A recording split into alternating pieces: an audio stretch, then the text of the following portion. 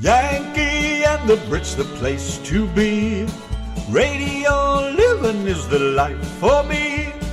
Airwaves spreading out so far and wide. Keep your FM, just give me that internet side. Online is where I'd rather stay. I've got a lot of music to play. I just adore a Yankee view. Darling, I love you, but give me a show to do. The Chat. The Brats. On air. That's fair. You are my wife. Goodbye, British life. The Yankee and the Brit on air.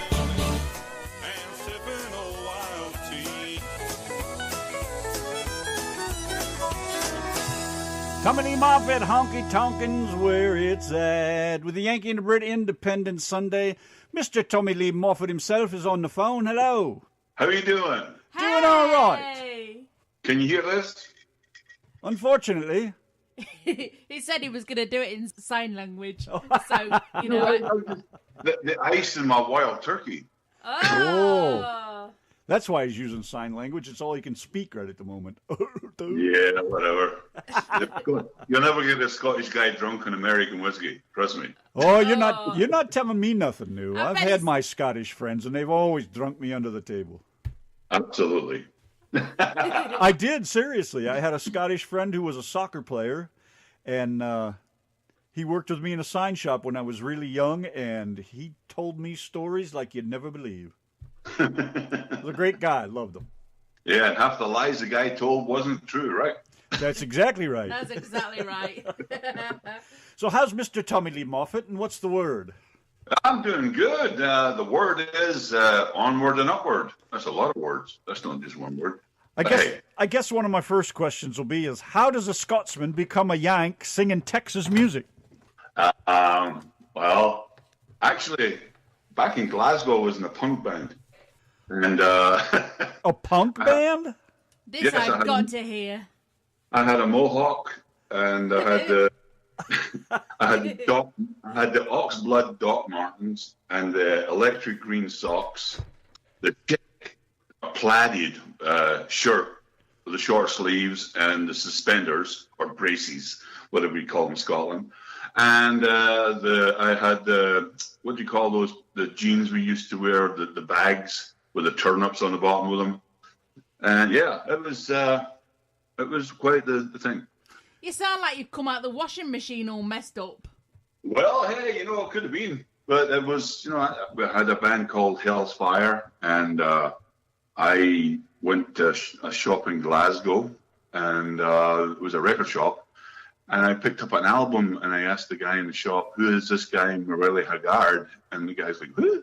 I said, Morelli Haggard, and he says, it's Merle Haggard. Oh. I asked him who he was and what he did, and he said, he's a country singer-songwriter. I said, wow, you mean like Roy Rogers and those guys? He says, no. So I decided to buy the album. The album was called Always on a Mountain When I Fall. It was an import, cost a lot of money back then. And I took it home, and I played it. And I was sitting in my room, all punked up, and playing Merle Haggard, Always on a Mountain When I Fall, and all those other great songs in that album, and within a few hours, I was hooked, absolutely hooked on country music. And I went and told the band, because I was the front guy for the band, I said, I'm done, I quit. So they all quit too, so within a month, Hell's Fire became the Blue Ridge Band. So we ended up playing country music. Wow. I bet you didn't see your future coming back then, did you? No, but the problem was that we played a lot of Merle Haggard songs, because that was the thing. I got into this thing with Merle Haggard, and everything was Merle Haggard. And we went to, you probably know this, English. We went to an audition down in Lakenheath Air Base and down in England, and they were doing USO tour auditions. So we tried out for an audition for a USO tour. Yeah, whatever. We ain't going to get it. We got it. So we just loaded up the old Ford Escort van and took off to Germany to hook up with this tour, and not asking no questions, all excited. And we get there and we ask, so what's this all about? They say, well, you're opening for Merle Haggard and the Strangers. So we all take off to the van to change the set because most of our set is Merle Haggard songs. So we have to take off and change the whole thing. But it worked out. It worked out real good. We've done a lot of work. Wow, surprise. So when did you personally get started with your music? You know, was you playing guitar to Elvis Presley when you was about 3? No, I was actually I would get dragged to weddings at 3 years old and sitting on my dad's arm singing. I don't know if you remember Frankie Vaughan. Yeah. You can remember him doing his songs and Cliff Richard songs and stuff. And as I grew up, they would call my sisters and grab me and drag me to weddings and stuff to sing that my parents were at. And 14 years old, I started playing clubs. Ah. So that was that. And I haven't stopped since. It's like a bad habit. You can go into pubs then at 14, or just you can't drink? You just can't drink at 14. You know, the legal drinking age is 18, but we actually cut that back by a couple of years. Yeah, I think back then as well, you could if an adult bought at you and supervised you at the age of 16, you can drink Right. in a pub with like an adult. In Scotland, you could drink a beer with your parents at 14. Really? I think that's a little bit different to England. No hard liquor, but you could have a beer, and it was 14 years old, and that's why we have no binge drinking over there. You know, who cares? They don't have binge drinking over there. I think you're pulling my leg. No, well, you know what we don't. I mean, you got to think about it. Back in the UK, at 18, it's everything. You vote, you drive, you drink, everything. Here it's different. You drive at 15 or 16. You can then vote at 18 and serve in the country at 18, but you can't drink till you're 21, but you're on your mom and dad's insurance till you're 24 or 25. So when do you actually become an adult here? There's a big difference. We got to have a cutoff date. 18, out of here. And 21, you get the key to the door. A lot of us over here just decided we wouldn't become adults, and we left it at that. That's a good thing to do, though, if you can get it. I was only talking about this last week on Facebook. You know, someone was saying about how, when they were 18, they were out in the big bad world and they had to cope on their own and everything. And I was just like thinking, gosh, we were out there doing all that at 16. And Right. We left high school at 16. I left high school at 16, like everybody else did. And my dad told me, get off the farm and go do something. Just go get something behind you to back you up.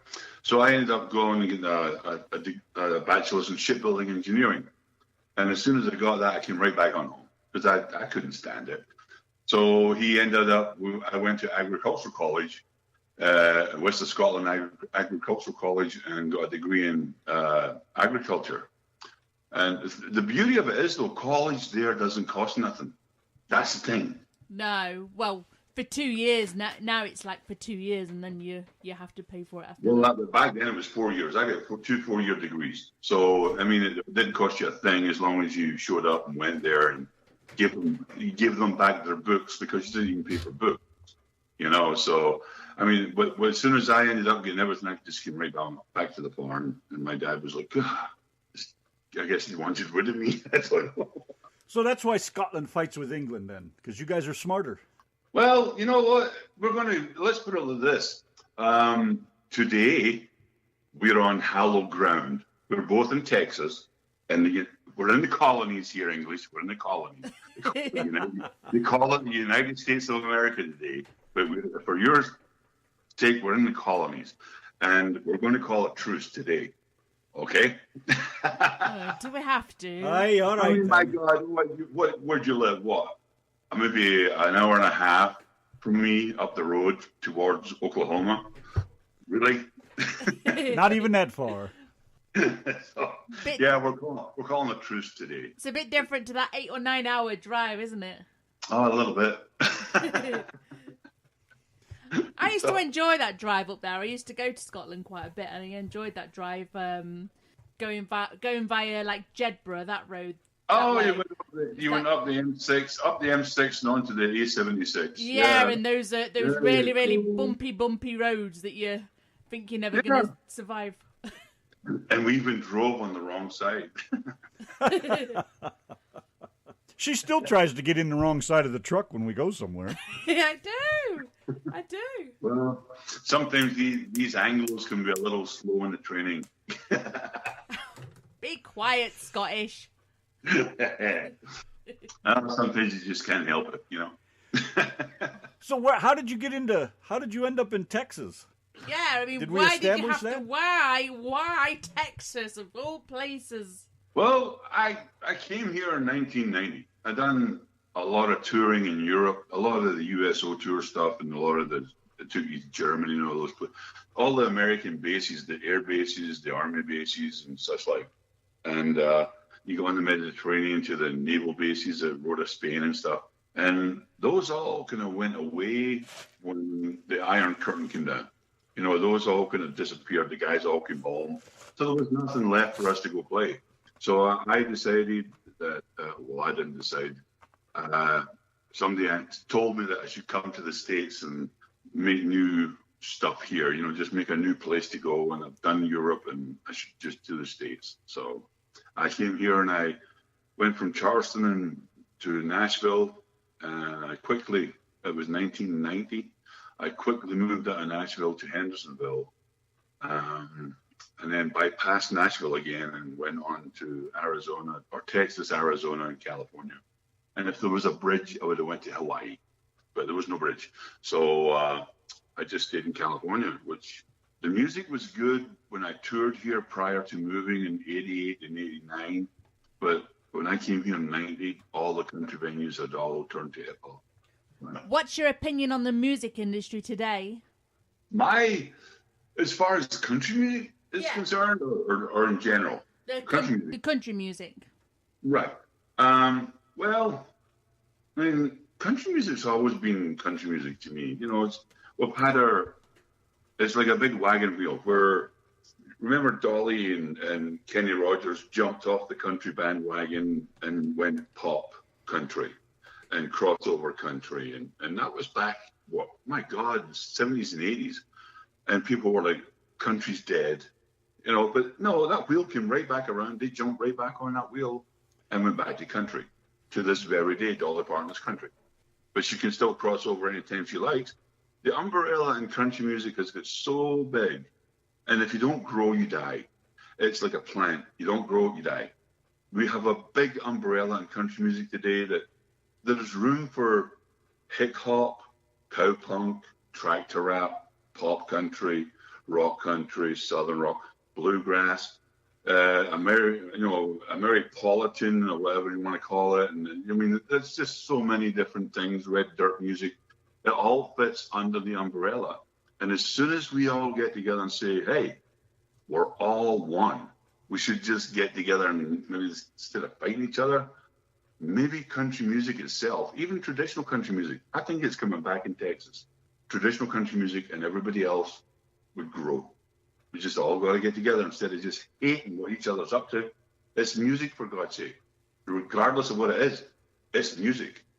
And if we don't all get together and collaborate and enjoy what each other do, we don't have to say enjoy it, but we have to get together and work together on this because we're all in the same business. You think the internet helps with that? No. Social media is sometimes like a cancer. Social media is just, it has no thought process. There is no thought process. It's type, it's there. Everybody sees it. Nobody has time to think about what they're really saying, and nobody has time to interpret what the person is meaning. A face-to-face thing, you can see by somebody's expression that, they don't really like what I'm saying, so I'm going to curve back on it a little bit. Once it's written, typed up, and sent out, you're done. It is where it is. Everybody sees it, and you are on the chopping block, or you're raised to the heights, whatever it is. I use social media. I use Facebook a lot, and I'm always in jail for Facebook. But I don't have any political, any racial, any religious things on my pages whatsoever. I will not go there. I will not do it. Those are personal things to me. Social media is not for personal things, in my opinion. Other people are different. That's pretty much the way we see it too. That religion, politics, there's certain things it's nobody's business but our own. Right. I mean, it's like posting it in the newspaper. I mean, it's worse now because it's instant. You know, as soon as you see it and it's out there, it's gone. That's it. You're either crucified or you're hailed as a hero for 5 minutes of fame. It seems people don't try to comprehend what you're saying either. They take it at face value and they call it a day. Oh, he doesn't like God. End of story. I hate you, and that's it. Right. I mean, it's all very like instant. As you say, instant.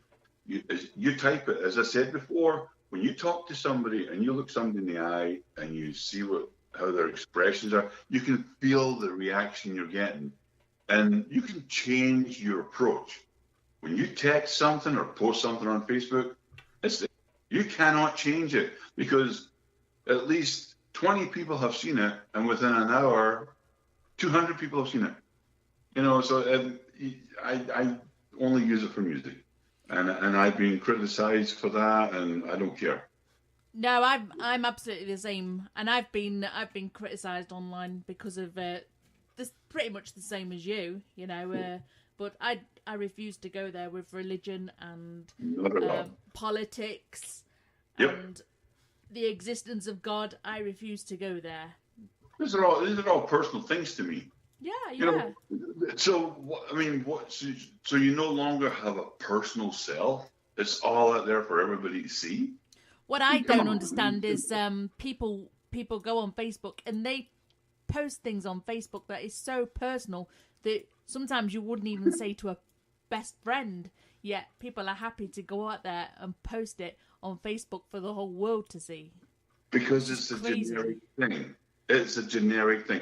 They don't see the face-to-face thing. They don't see a face-to-face person.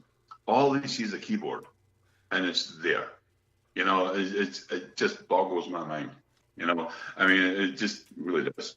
Well, we know in ourselves. I mean, we don't really discuss work on the show, but we've actually spoke to some of our colleagues, and we've read some of the emails and some of the text messages they send, and we think, oh my gosh, they sound a bit abrupt, and you know, we're like thinking, oh my gosh, I'm not looking forward to meeting this guy. But then when we go out there, you know, he's full of smiles, he's laughing, he's shaking your hand, he's joking with you, and it just goes to show that, you know, you can read a text message or you can read an email, and it can seem like it's completely abrupt and you know, and it's not meant like that. It's just how that person types their message. It's how they are. But it's not. It doesn't mean that they're a bad person or actually abrupt in any way. We are 3-dimensional people, right? You're looking at a 2-dimensional thing on a screen, so there is no feeling. There is no. You can't read nothing from it but what the word says. You know, you just can't read from it at all. So, I mean, you're trying to take one definition to another definition and join them together. 3D and 2D does not mix. Not at all. And it's the way it's interpreted where the whole problem starts. Because what you say and what you say and what somebody reads could be two different things. Yeah. You know, it's like, hey, how are you today? And it's like, well, what do you mean? Oh, yeah, exactly. Exactly. What do you mean by that? And before you know it, it's like there's 5 other people jumped in here and said, I'm taking this side. And it's like, whoa, never mind. Let me tell you something about that little statement there. When I first started chatting to Randy on the webcam, I said to him one morning, I got on webcam and I said, "Hey, how are you?" And he was like, "Fine. Is there a reason why I shouldn't be all right?" You know, he didn't understand that that's how Brits say hello to each other. You know, they go, "Hello, right. How are you?" And he was like, "Should I not be all right?" I was like, right. You know, so I mean, so you're taking all these sort of people from different cultures, and then you're sticking all these 3D people on a 2D system, and it's like, that ain't gonna work. You know, because we can see it, but we don't feel it. You know, that's weird. No, I'm done with that. Okay, next. Yeah, stop moaning. Hey, say hello to Anne-Marie Paserno. She's in the chat room. She's come to say a quick hello. I think she's off to work. Oh, you have to work. What are you going to go acting, comedianing, or singing? Or that woman has so many strings to her bow. I'm surprised you can even carry it. She's a strong woman, she is. She's got to be. She's got to be. She's everywhere you look on Facebook. Somebody's doing something. Anne-Marie's right in there. She's working. She's helping. She's doing. I wish I had her energy. So say hi from me. Well, say hello yourself. She can hear you. Oh, well, okay. There you go. Hi. Are you doing your sign language again? What did I tell you about sticking your two fingers up at our listeners? It could be worse. I could be doing it in Braille, so be careful. Well, you've got Braille on your phone? You don't know what I got on my phone. I'm not quite sure we want to know. Personal. Oh, I see how this is going. No, you don't. So Scottish, you're an independent, right? An independent what? You're an independent artist, is that correct? Or is that incorrect? Yes, I am. I guess I am. That's the label we're wearing, so yes, I am. What do you do? I'm a singer, songwriter, recording artist, and whatever. All of the above. I believe your little clip goes in Scottish person. Where do you do your recording at? The stuff I've recorded so far was one album before I left Scotland was done in Fife by my guitar player from my band, Phil Anderson. He had a studio there. And then when I moved to the States, I was recording in Vacaville in California, which means Cowtown. So I recorded there my last 3 albums. And luckily enough, my buddy Phil moved from Scotland to Nashville and opened a studio in Nashville. And he played on my stuff when I got here. That was great. That was awesome. We hadn't seen each other in, 20 years maybe. So he came into Sacramento Airport, and I go pick him up. And the first words after 20-something years is, God, you got old. I almost threw his butt right back on the plane. He got old or you got old? He told me the first thing he did when he saw me is, God, you got old. I'm using the clean version. You can imagine the Scottish version. Aye, that I can. A lot of staccato curse words, Oh. I can't imagine. So is music your main job, or do you have a job outside of music? No, I don't have a job outside of music. I should have a job, and I'm looking for a job outside music because moving here to Texas, music isn't covering it. And when I was in California, what I did before was I had my own custom harvesting business. I had a bunch of combine harvesters and stuff, and I'd go cut wheat and sampler corn and beans and stuff for people. Did you have a brand new combine harvester? No, I had some Massey Fergusons, They don't really know them over here, but yeah, I had some Massey Fergusons, and I had a mobile equipment repair business. That's because I'm a certified tractor technician and combine technician and blah, blah, blah. So I did that. And then we moved to Texas, and I sold didn't sell it. I sold my service truck and just moved out here. And so now I'm looking for a job. So if anybody's looking for anybody, I can do lots of things. Well, where are you playing? I mean, have you hit the music scene around Austin or any of those places? Dallas? Nope. I was working on getting some work together. There's a guy called Billy Payne, and he's a country artist. And him and I were working on some stuff here, like doing a Merle and Waylon tribute tour, where we would do our own original stuff, some covers, and do a little tribute to Merle and to Waylon.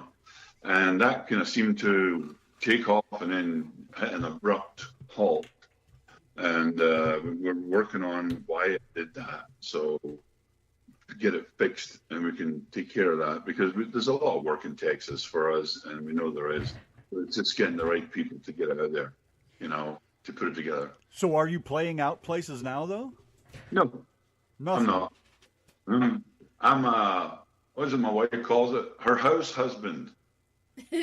I go for my wife is a nurse and she works from home for workers' comp thing, and she works from home. So I guess now I'm the go-to guy, her houseboy, and I go for the groceries or whatever else she needs me to pick up, and whatever. So yeah, that's my job right now. So. How tall are you? And I'm 6'4". 6'4". Yeah, I don't know if you can see the chat room, but these guys are talking about how tall you are. Anne-Marie. Huh? My mom specially ordered me that size to paint ceilings. Because my mom was only 4'10", you know, so she ordered me specially to paint ceilings. You think that's what she always told me. She handed me a roller.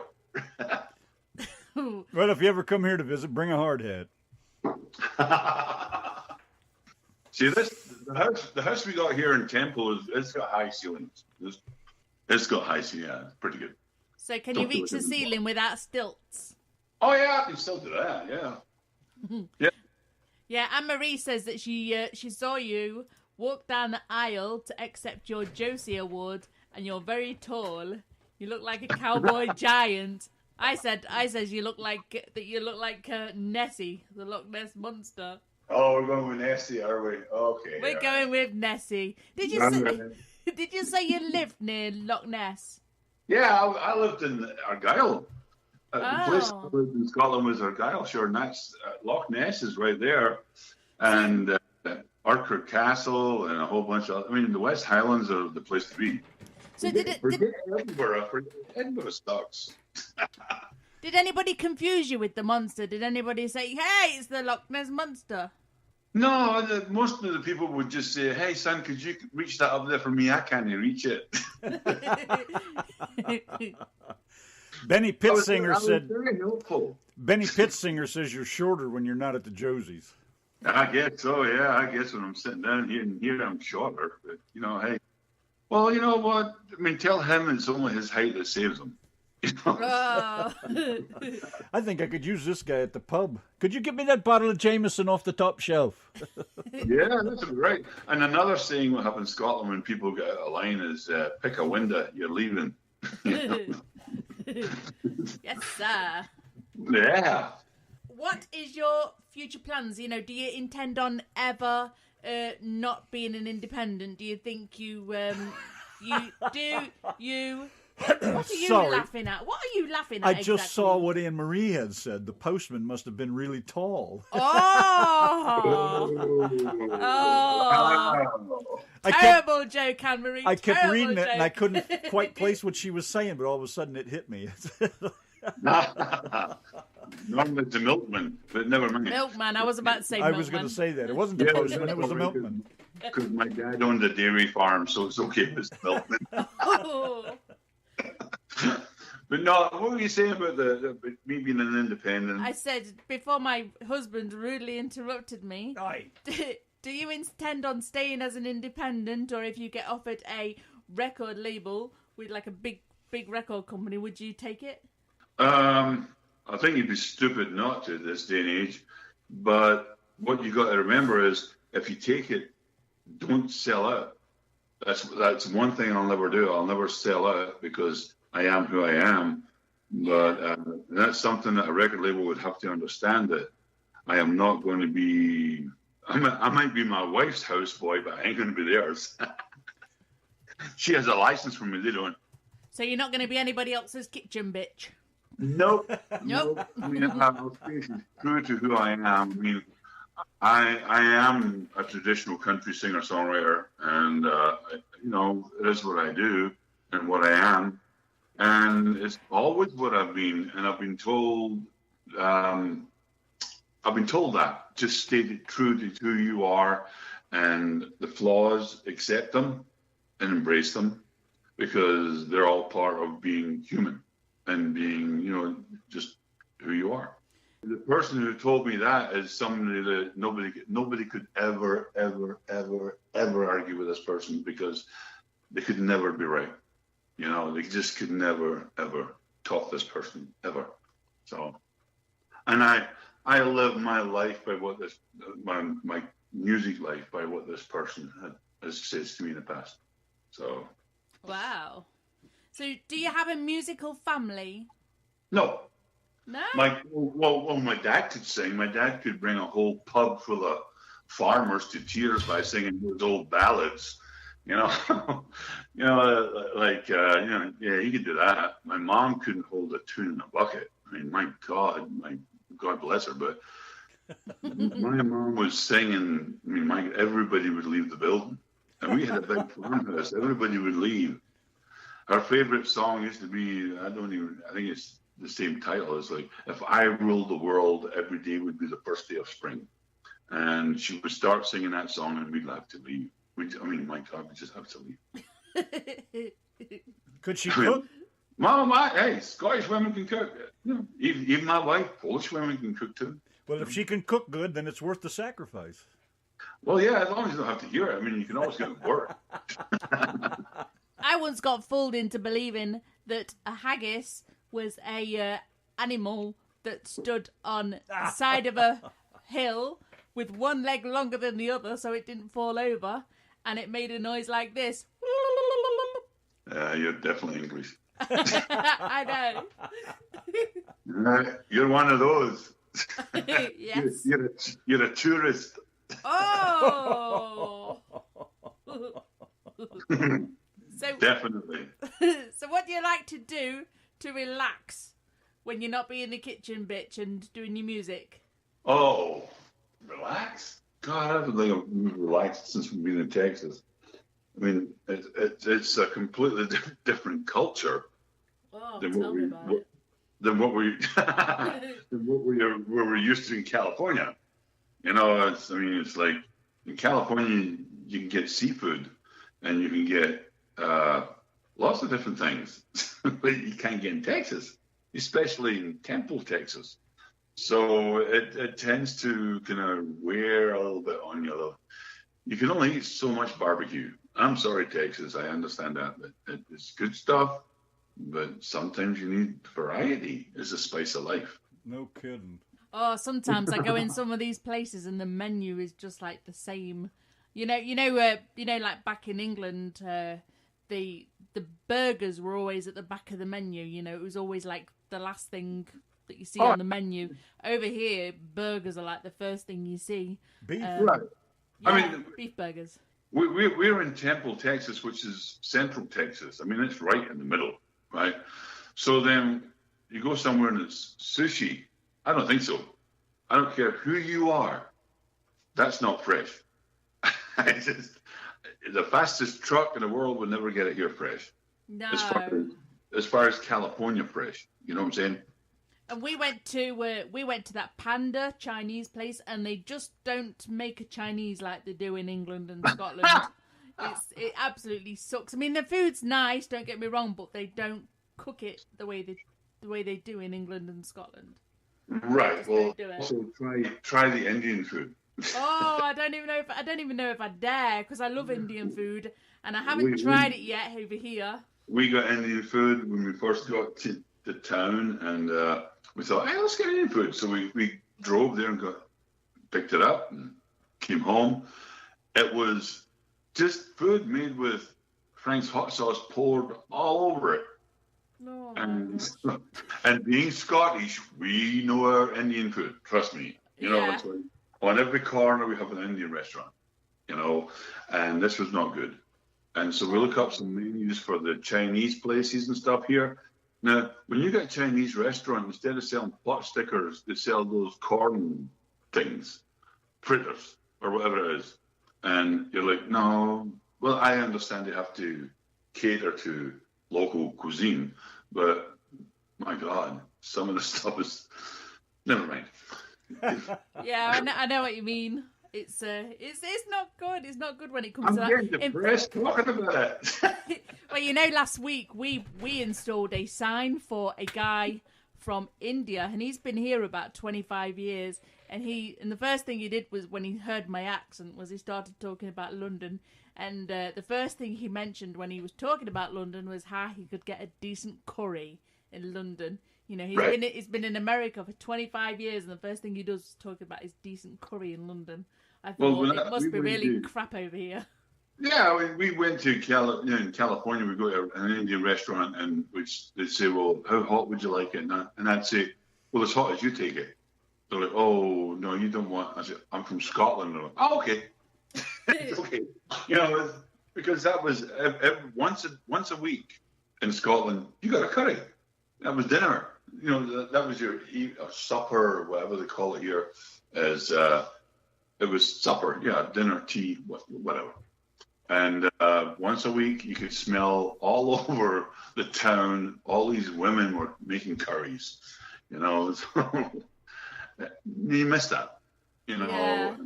But in California, we had some good places we used to go, and now we moved here. Obviously, I mean, we're in a transition period.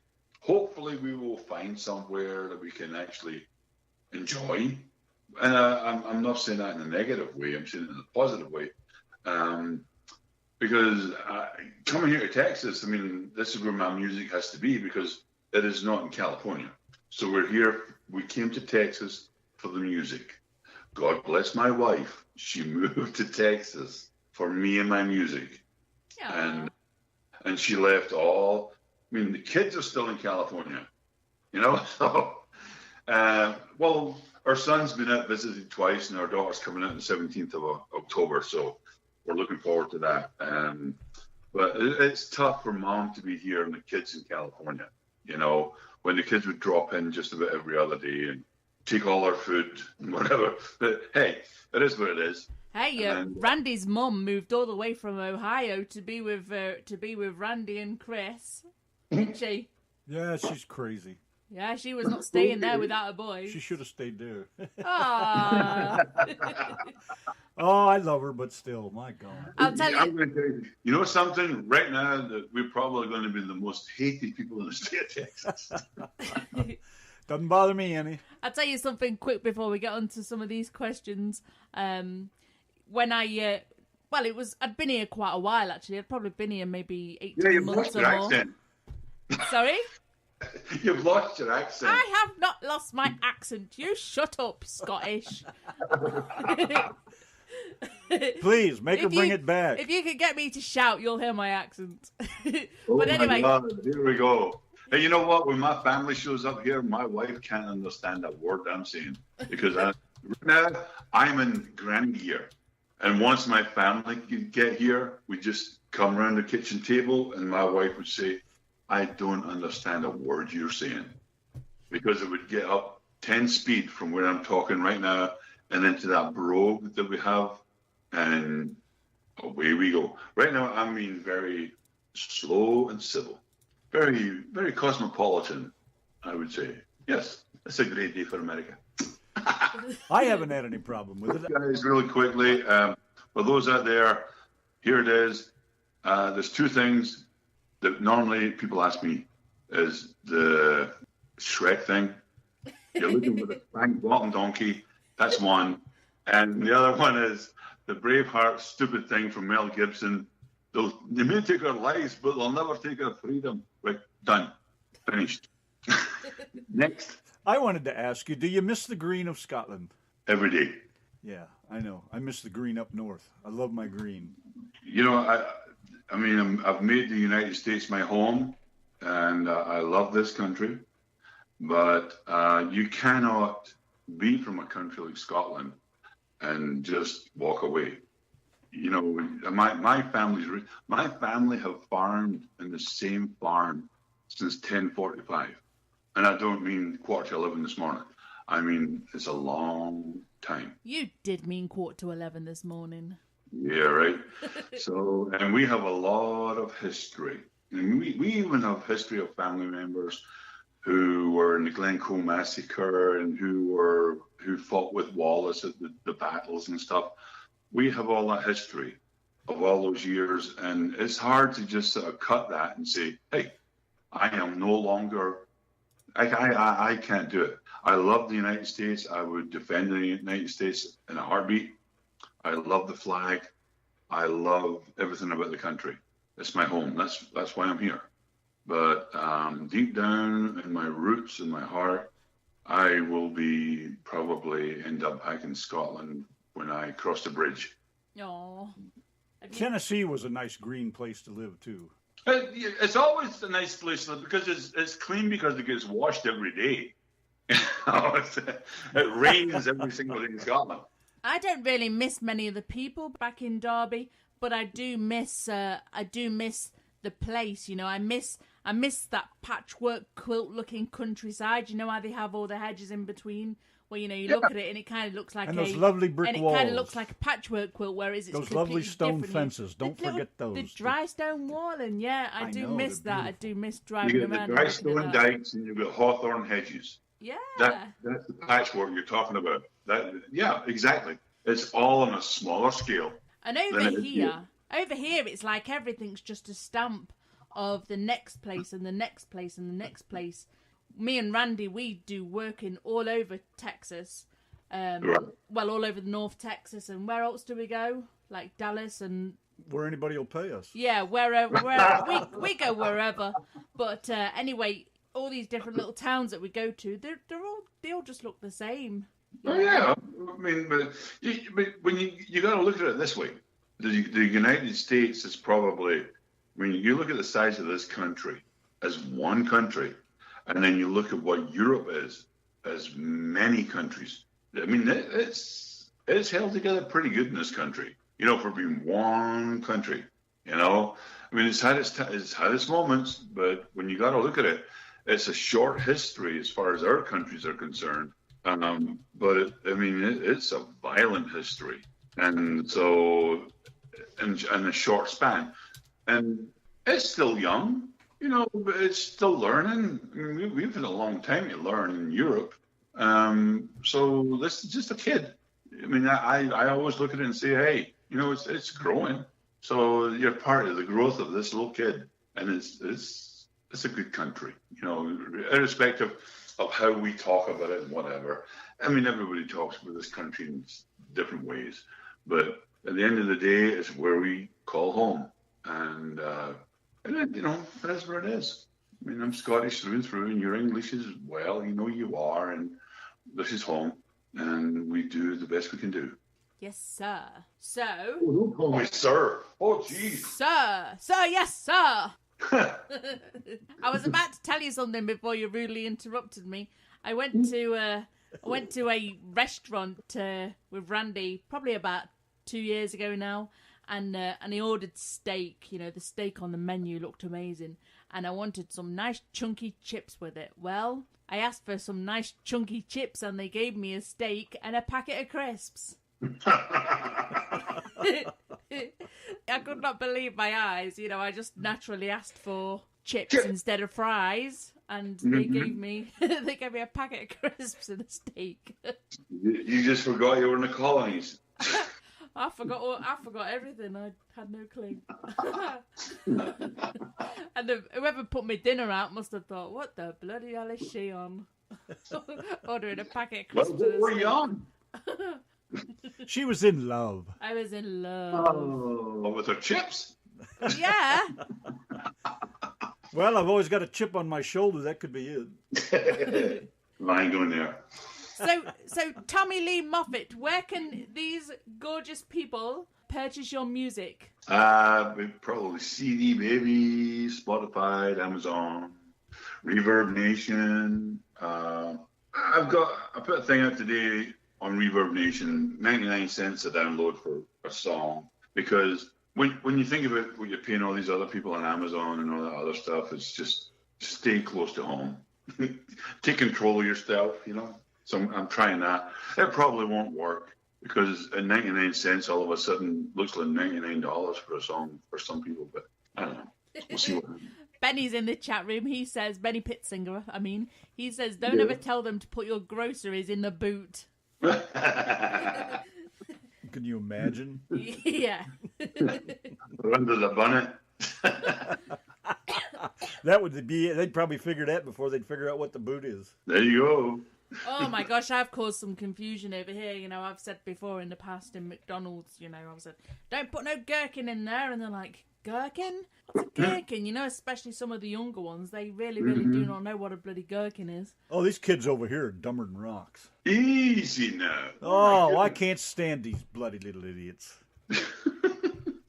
Hey, that's the new generation, man. That's they're going to run this country pretty soon. That's exactly my point. Did you say they're going to run the country or ruin the country? I ain't get involved in that. Would that say with politics? That's too political. Yeah. Not going there. See, I might be an immigrant, but I'm pretty smart when I know where to stop. So, Tommy Lee Moffat, Yes, we're ma'am. going to put on some of your tunes. Do you have anything else that you want to declare before we flush you down the Yankee and the Brit Show toilet? Yeah, just use good toilet paper. The one with the beer on it, where it's strong and soft. Does it? You don't end up putting your finger through it, do you? Hey, you know what though? Just remember what this Anne-Marie and Benny says. Big guy, you might have to call a plumber. Got dial-a-rod on speed dial if you ever come over. Hey, you know what? We live next to each other. As far as Texas distance is concerned, what a hop, skip, and a jump from each other. You know, there isn't a reason why we can't get together. No, there's not. I was in Temple about 2 or 3 years. When did Debbie die? A couple of years ago? Just before I got here. Last time I was in Temple, I visited a high school friend of mine, and about 6 months later, she offed herself. Boy, don't come here then. Don't come visit me. I know, right? Randy, That's what I was don't do it. thinking. It's like, oh, great, fond memories of Temple. And you did? So you're that person to keep talking about. Was I in the papers again? You know what most people say about us when they meet us, for not always for good reasons, I have to say, but they always say, "Oh, I remember you two." You know, once seen, never forgotten. So. You know what? They're talking about you. They're leaving some poor other sod alone, right? Exactly. I suppose. Okay. Rather they just leave me alone. Well, see, my wife has me driving up there all the time to that casino in Oklahoma because for some reason in Texas they don't gamble. But so we're used to the Indian, or she's used to the Indian casino in California, 45 minutes from home. Well, now we're in Texas and it's 2.5, 3 hours from home. So I get to do the driving. So we're always up 35 right past your way. Is Do that the you casino go to with the the one on big Indian? 35 or the one on 75? Because 75 is way closer to us. I think Windstar, is it Windstar on 75? Windstar, yeah. We go to Windstar quite a bit. And you guys ain't too far off the road. Not if you go up 75. No, we're only about 15 minutes from there. See?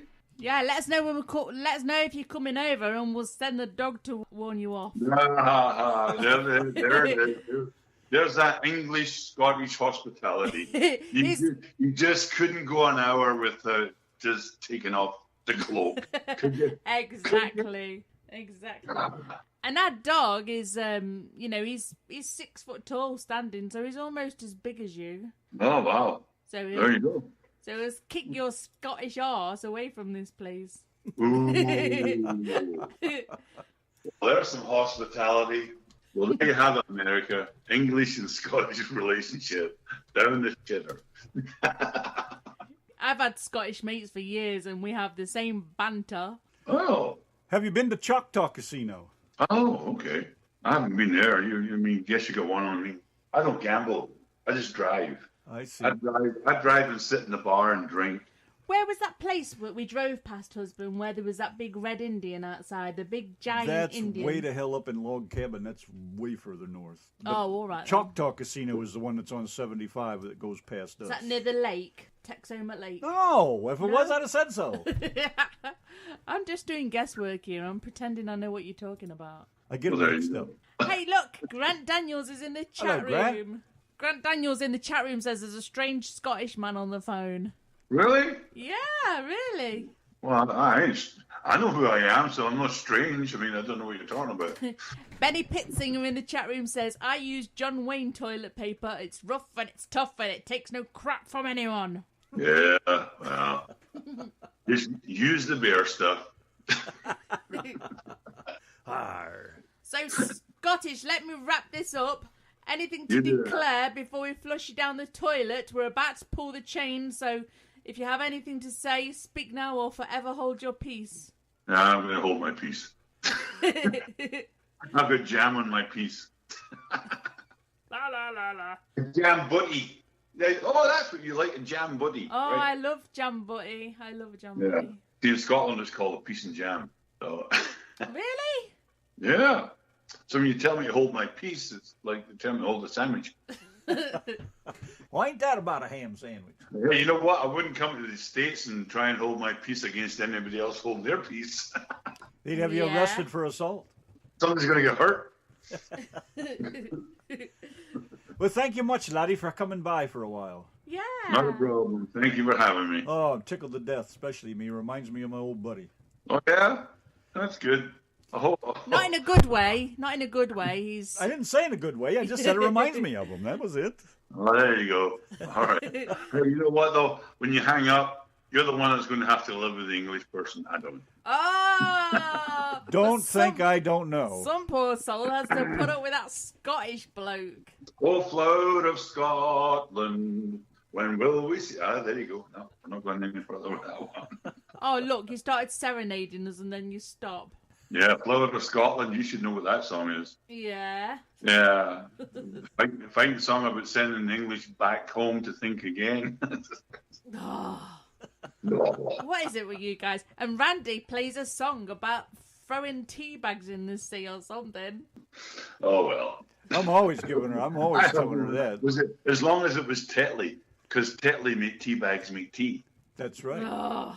When she gives me a hard time, I always tell her, I said, if you don't stop giving me your shit, I'm going to throw you back in the sea with the rest of your tea. See the grief I get. I know. Randy, sleep with one eye open. Both eyes open. What are you talking about? I was being nice. Remember, the Brits tried to kill us. Yeah, well, hey, that was English. It wasn't Brits. Don't call them Brits. Oh, Because Oh. a lot of us Scottish were here just helping you guys too. if I can stir up some shit with her, I'm all the happier. Ooh. And all he does is stirs my tea for me. With a bloody finger. With a shitty spoon. All right, you disappear because we're going to put the phone down on you because we're going to flush you Alright. down the toilet. Have a good day. Hey, you Scottish, let us know when you're up this way, and if we're around, then we'll certainly meet up with you. Oh, I ain't telling you nothing. Oh, that's even better. After that hospitality, no. I wouldn't even use the tracing paper, toilet paper on you. Pull that toilet chain. Pull it, Randy. 3, 2, 1, flush it.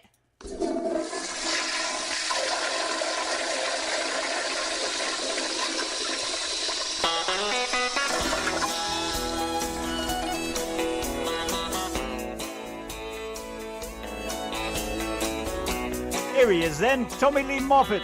I'm country. The Yankee and a Brit. Thanks, Tommy. Sunrise comes long after I get up. Drive down the road, this old pickup truck, down to the fields where the tractor waits for me. It's just another day